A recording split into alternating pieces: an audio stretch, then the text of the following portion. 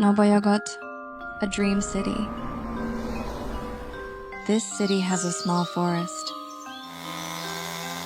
but people are polluting this beautiful environment. A young boy who was thinking about this pollution and walked through the forest.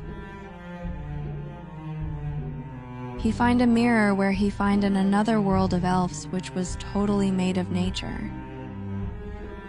Don't worry, I will give you a magical flower for your world.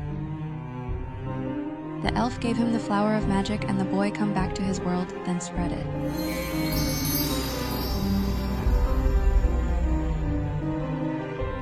People understand the beauty of nature and began to plant trees.